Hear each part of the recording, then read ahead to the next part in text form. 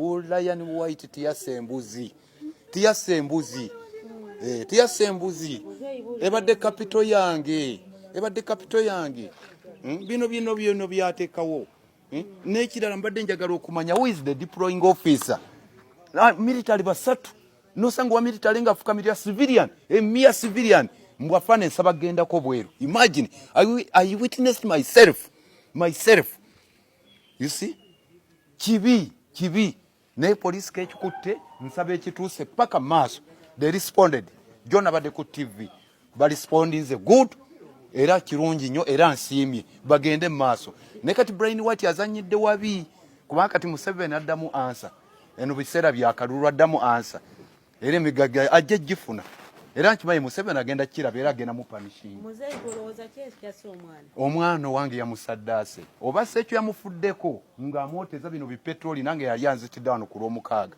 last week afuka amazzi agookya mu baafu nakusaanikira ne bed cover mbw akwoteza mbw'omala kusukutuuyana n'otonnya wena okuvaamu mbw'oba owonye ate gwe obulwadde yabukutuuma ate ze najja wano nga ndi mulwadde yampita nzigenda omwana wange ambuulira ebimuluma naye ng'omwana tiyajja nti mulwadde badde bapepeya naye mu mmotoka abadde bapepeya n'omwana wange mu mmotoka n'obawulya bagenze mu kasino sime bagenze ewa sime bagenze ku binnyanja just like that. Enfa y'omwana omuwala amanyiddwa nga Caroline Nalubwama ne gye buli eno ekyayogeza abafamire ye obwama wamu n'okuba nti bakubagana empawa n'okwebuuza ddala kiki ekyandiba nga kyajje muwala waabwe mwannyinaabwe muto waabwe era mukulu waabwe mu bulamu bw'ensi eno. Omwana omuwala omuvubuka abadde n'emyaka 25 gyokka maama wamu ne bamaama abalala ku sayidi ezaala omwana omuwala ono Maziga wamu n'ebigambo bikyabawedde era ng'ekikyagenda maaso ku sayidi yaabwe by'ebiwoobe wamu n'emiranga n'ebibuuzo eby'enjawulo. Omwana abadde nakolaga kiri Brain White. Omwana oyo Sebagamba yayogerako ng'alinamu omwana wa mwannyina Sekwabulira nti Brain White yasooka mukwana n'amwagala ng'amuleeta wano naye ng'akikola omukazi takola ki takimanyi kakati ng'abuulira oyo omwana wa mwannyina ze ng'era Brain White ayagala omwana abeere waka ayagala waabeera waaba abeera naye nga simanyi nti agezaako kwagala mukozesa nakumalawo obulamu bwe. Obulamu bwa mwana wange maama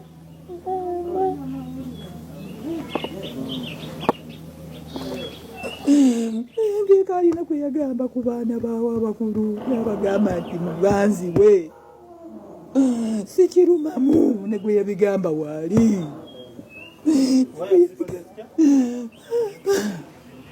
byebyo bannange nze era mbadde nsize n'omulambo nga mmanyi naamusanga bw'atandika okulya badde nsize n'omulambo nga mmanyi musanga wasala esala alya ennyama kuba kye nalabye ku mwana wange bannange. Mwana muwala ono Caroline agambirwa okufiira ewa Brian White. Enfa zibadde za mirundi ebiri ezibadde zoogerebwako kebeere poliisi yennyini omuli okubeera nti kando yeyandiba nga yaleese obuzibu nga mu nju mulimu petroli ate abandi nga boogera ku gaasi wabula kubamu kubalabidde ddala omulambo n'amaaso agaabwe ate kye boogera bo bawulira nti kyandiba nga kyanjawulo nnyo nnyini ddala ku ebyo ebibadde bibungeesebwa. Naye bwetubifaananyi bya mayiti bye nnina omwana ono omubiri gwagezze ate n'avaako melanini eno n'afuka nga namagoye kitegeeza nti either gabadde mazzi gamwokyezza oba gaasi ne yeepika.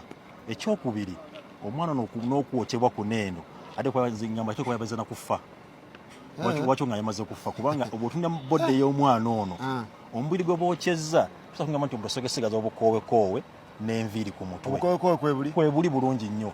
Ekyokubiri ava omusaayi mu kamwa ne mu nnyindo omuntu ayidde omuliro ova otya omusaayi mu kamwa ne mu nnyindo omwana ayinza okuba nti wabaddewo sikafe yabaddewo nattibwa mu sikafe eyo aye n'aleetebwa buleetebwa mu kifo kino kubanga bakadde ekyo badde bamanyi nti wabeera. Omwogezi wa polisi yaga nti kando yakumye omuliro nze yabadde ne kando nnyingiddeko munda ne polisi bennyini bakoze okunyiza banabeera bamazima ruumu gye bagamba nti omwana mwe yafiiridde teyina wera reflecting nti wabadde wadde ene bani tebo omuliro ojja kukuleka bokka kino butonotono ate bw'ogendamu munya paraffin batugamba petrol ne bw'ogenda mu room eri munya paraffin ate bagamba gas tosobola kugamba nti mu room mulina omuntu asobola okujjira mu room ne gas nasigala nga kati ng'ebyokufa kw'omwana omuwala Caroline Nalubwama bikyayogerebwako ate wabaddewo embeera endala ey'okuba nti baasanze ebintu ebifaanana ng'ebyawongo yogera ku ssabo n'ebintu ebigwa mu kkowe eryo mu maka ga mwana mulenzi Brian White omwana omuwala Caroline Nalubwama wabadde abeera ennyumba omwo tosobola bw'oba omutima omunafu oyinza obutasobola kubeeramu kubanga kyetusiŋŋaanyeemu nange kennyini kinkanze mubaddemu ki mulimu essabo mulimu ekyaki mulimu ebintu ebikulaga nga asinza Jesus kuba batugambye waliwo aba Jesus waliwo ab'amasabo waliwo n'abahindu simanyi abahindu nga buli kabirayo eddiini zonna n'enkuzi izo zibadde bakozesa ezimu nga zikuma tobadde neggulu nga batu bonna bagamba nti wano omuliro gubumbujja ekiro ennimiro ezifuluma waggulu w'ebiti ebyo bye bimu ku bigambo by'abantu abaasooseewo oba abazze ne beerabirako n'agaabwe ku byonna ebyabadde mu kifo kino Brian White w'abeera wamu n'abafamire kati we tugenda ku sayidi ya poliisi omukulu Patrick Onyango naye anogaanya era nannyonnyola ensonga ya ensonga ya petulooli eyandiba nti yeyaviiriddeko mwana muwala okuva mu bulamu obw'ensi eno poliisi eyakatwe batandise okukola okunoonyereza ku ngeri mwana muwala Nalubwama Caroline wali alina emyaka 25 yafa wayafuna okulumizibwa mu maka ga Brian Kirumira kigambibwa ba police information police gyerina nti omukyalo ono abadde abeera mu boys quarter kigambibwa nti olwo yali kumande ekiro nti tebabadde ne magisanyalaze omwana muwala ono ndowooza oba badde amanyi oba badde tamanyi mu boys quarter waliwo amafuta aga petrol kati ye yaleeta ki yaleeta kando mu boys quarter kati nawe ngeri gyomanyi petrol tekwatagana n'omuliro awo byonna nga biri awo eddoboozi eribadde terirabibwa mu kifaananyi libadde eddoboozi limu lyerya mwana mulenzi Brian White olw'ensonga nti omuntu eyafudde byonna kigambibwa nti yafiiridde mu maka ge wabula tugenze okufunako information omukulu Luke Oweisigire avuddeyo n'akakasa nti Brian White bamufunyeko kopi era nti mwana mulenzi ono alina waali wajjanjabibwa mu kifo ekyekusibo oba mu ddwaliro eritayogereddwako wabula Brian White yamaze dda okukola statement ku byonna ebigenda mu maaso twakazuulawo nti Brian White naye twamuggyeko statement ng'ekiddiridde kyakuggyako statement abalala ababadde awaka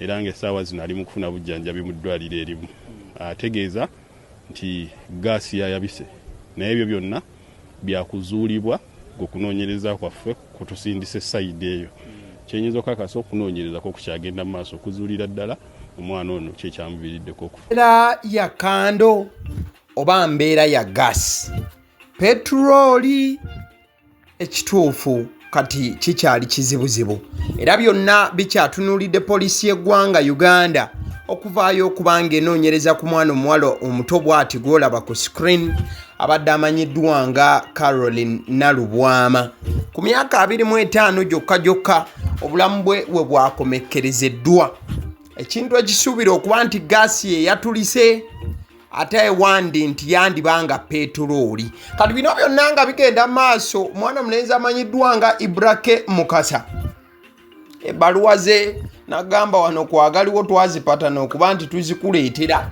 naddala ku biba biri mugenda maaso mu ggwanga mwana mulenzi ono alina ebbankaluwa gye yawandiise gyenjagala tutunulemu ebbaluwa ya mwana mulenzi Ibrahim Kase etandika bweti egamba nti Brian White Kirumira Milano Italiano ng'ayogera ku Brian White nti omanyi Brian White yagamba nti musajja mu Italy oba alinamu omusaayi omu Italy bazadde be kwaliko mu Italy. So Ibrahim Kasa ku baluwa ye n'atandika bw'ati nkulamusizza muganda wange nkimanyi olina okusoomoozebwa kw'oyitamu ng'omuntu omulala wadde nga okusoomoozebwa kw'omugagga oba yaliko omugagga kyanjawulo nnyo kusoomoozebwa kw'omuwejjere.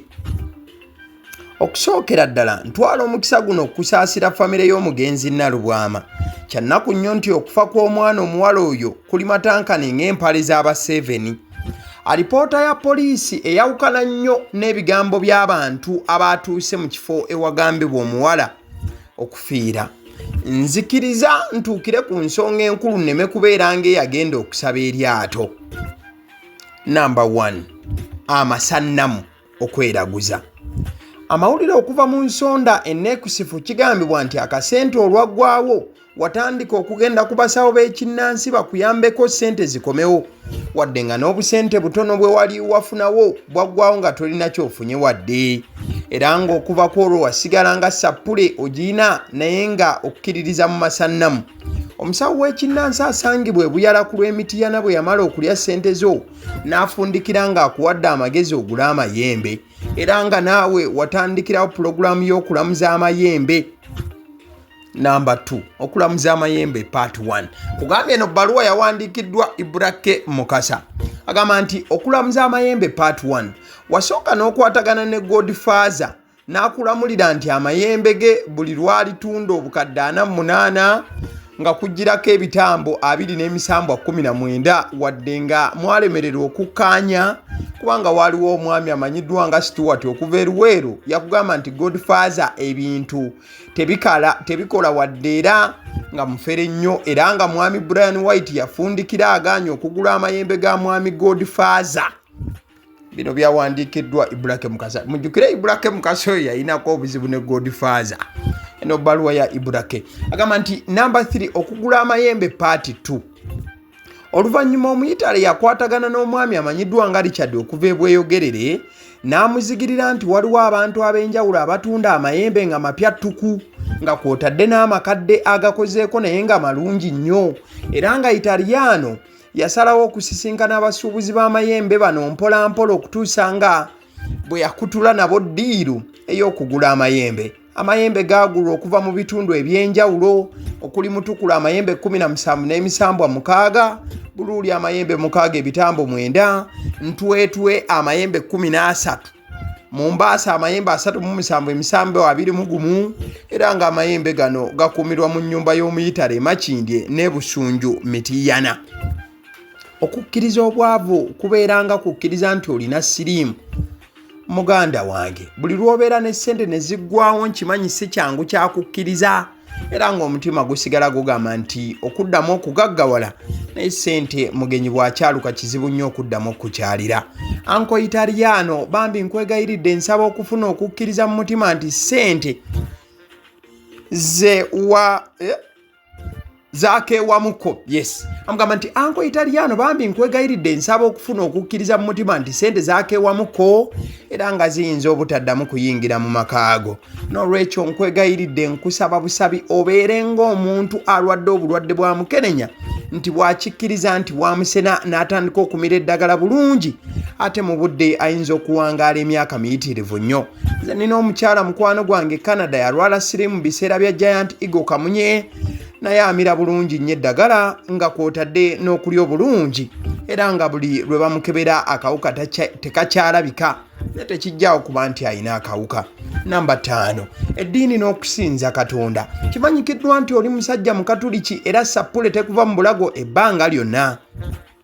N'olwekyo muganda wange bambi nkwegayiridde yiya amasajja olinnye ennyonyi ogendeko ewammwe Eyitale osisinkane ku mutukuvu Paapa Leo akusabireko, kubanga okusinziira ku Bayibuli ye mubaka wa Katonda ku nsi olabika sipiika wa Paalamenti atali mu Italy nga gwe asisinkana Paapa, olwo gwe omwana enzaalwa ye Italy.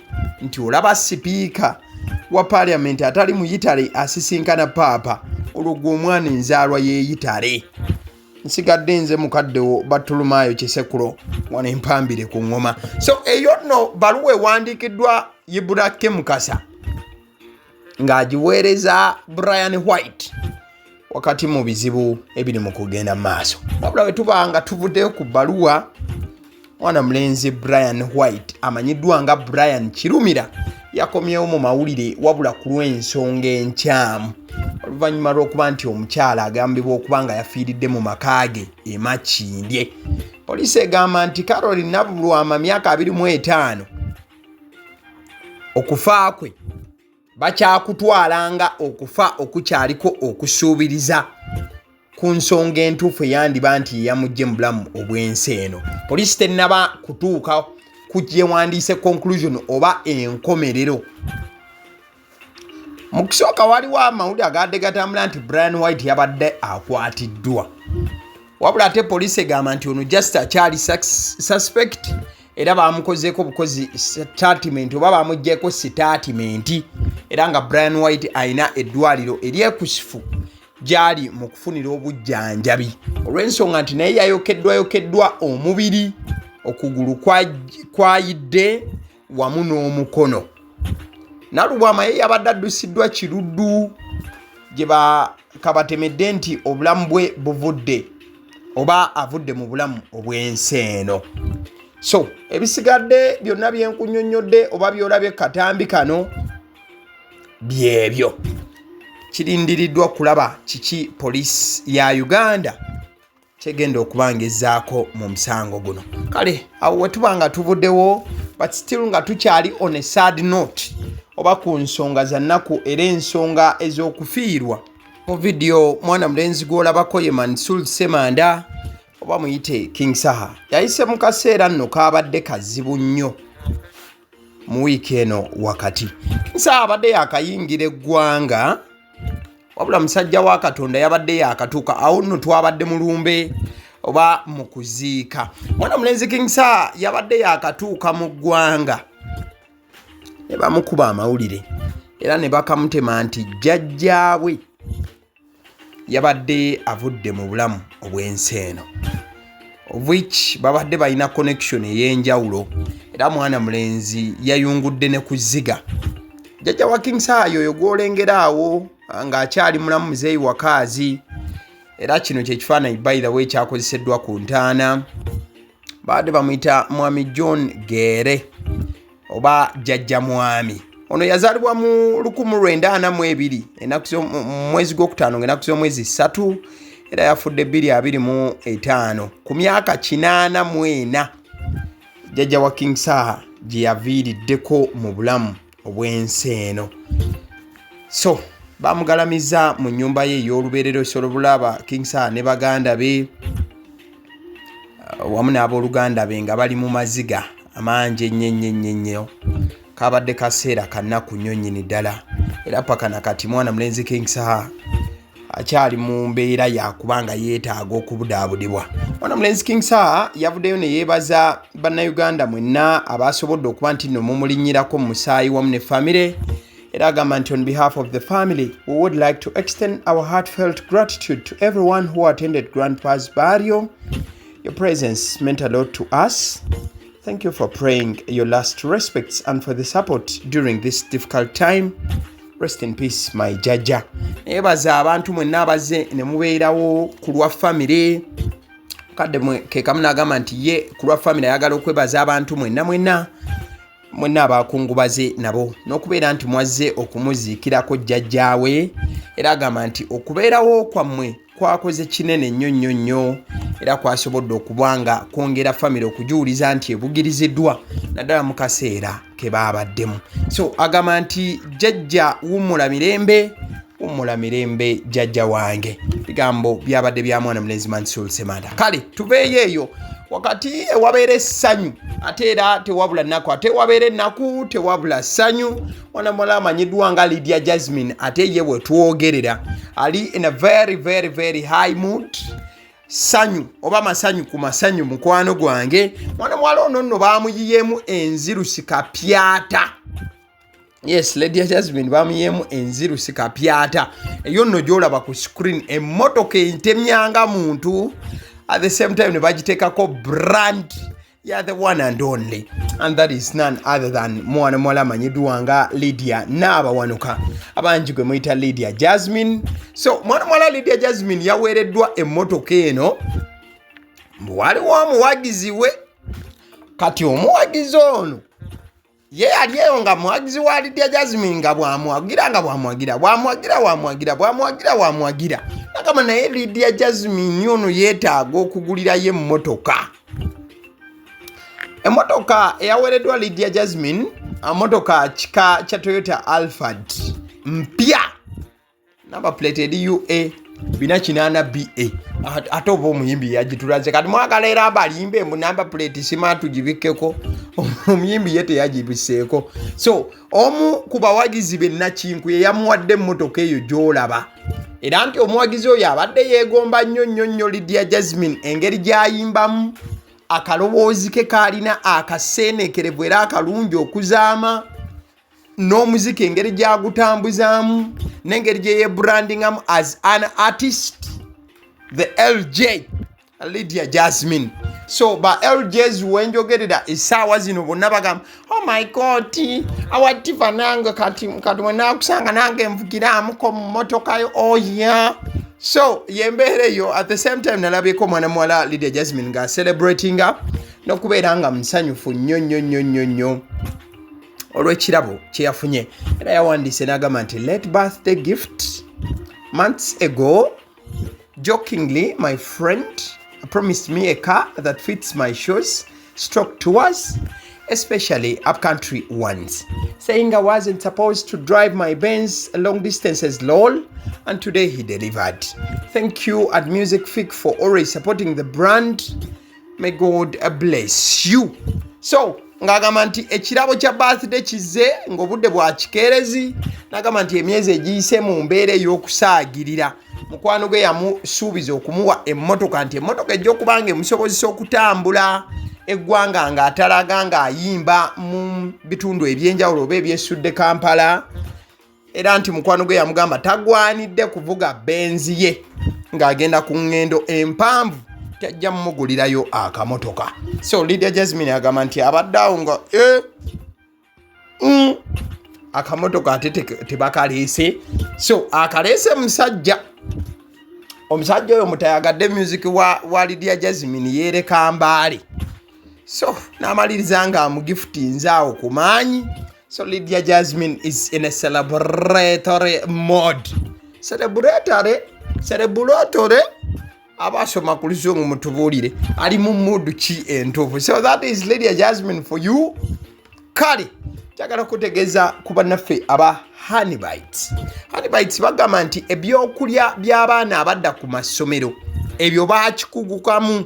Balina package y'abaana abali ku ssomero genda mukyalira oba omwana addabuze ku ssomero bakubire ku 0709787508 be bannaffe aba Honey Bites. Balina ebyokulya yogera nga ku daddies binyeebwa amawogola bagia decorated donuts cupcakes n'ebigwa mukowe eryo ate nga ne cakes eza buli mukolo bannaffe aba Honey Bites bazikolako kadeke kamjaga kutegeeza ku bannaffe aba Alson Painters UG basiizi ba langi bagamba nti ekizimbe kyo kikadde tekikyakusanyusa ngeri gye kirabikamu oba kale nga tuvudde ku kyekizimbe obutakusanyusa omaze okuzimba ekizimbe ekipya nga kituuse okusiigibwa langi. Alson Painters ujja osobola okuba nga obakubira ku 0705 193636 0705 193636 eddoboozi erituula emabega omuzindalo each and every day erikuleetera information mu butuufu bwayo nga tetugasa emyadde okubako akantu n'akamu ke tutyolamu eddoboozi eryange abasiddi omusunsozi yenze aba CD omusunzi agaliwo gwe mukutu kwoli likinga video eno at the same time sharingira mikwano gyo commentinga ki kyolowooza ku bino byonna ebitambula mu entertainment industry. Thank you.